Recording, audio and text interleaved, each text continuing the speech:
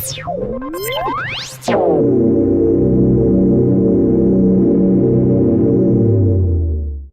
BigTrial.net, we hope to cover all the major crime trials across the country. I'm here in Philadelphia today, where mob boss Joe Legambi and 6 co-defendants are facing criminal racketeering conspiracy charges. The trial is now in its third week, and for the past 3 days, the jury has heard testimony from Louis Bentfinger Lou Monticello, a top mob associate who became a government informant after he was indicted along with Legambi and his co-defendants back in May of 2011.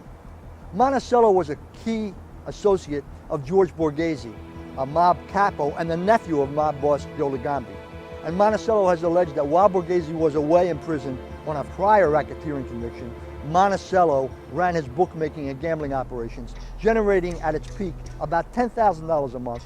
At the same time, Monticello said he was sending about $2,800 a month to Borghese through Borghese's wife.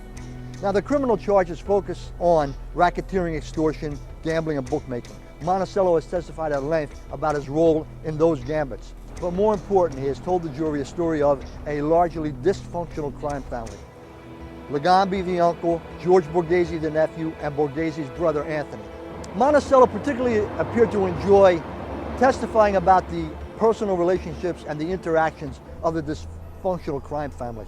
He said that while he was out on the streets working for Borghese, Legambi, the mob boss, tried to undermine his operations and implied that Legambi wanted a piece of that action or total control of that action, even if it would take away some of the finances that was going to his jailed nephew. He also said that Borghese's brother Anthony was jealous of him, Monticello, because Borghese had tapped Monticello to run his operation when he went to jail. He also said that Borghese hated his uncle, Joe Legambi, and wanted to choke him. And he said Legambi once told him, "I hope my nephew does 100 years."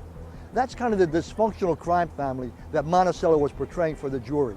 And that, coupled with his allegations involving loan sharking, extortion, gambling, all figure into the picture that prosecutors are trying to paint of a crime family out of control on the streets of Philadelphia. Conversely, defense attorneys who have begun to cross-examine Monticello allege that he has cut a deal with the government, is lying about his associations and his activities in order to get out from under his own criminal problems.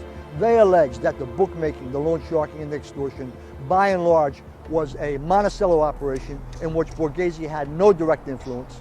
And they also charge that Monticello continually used Borghese's name in the underworld to enhance his own status. While Legambi's friends and family members and Borghese's associates who have packed the courtroom have mocked and laughed about what Monticello has said and what he has alleged, it would be Bentfinger Lou who gets the last laugh if the jury ends up buying the story he is telling in federal court here in Philadelphia. For BigTrial.net, I'm George Anastasia.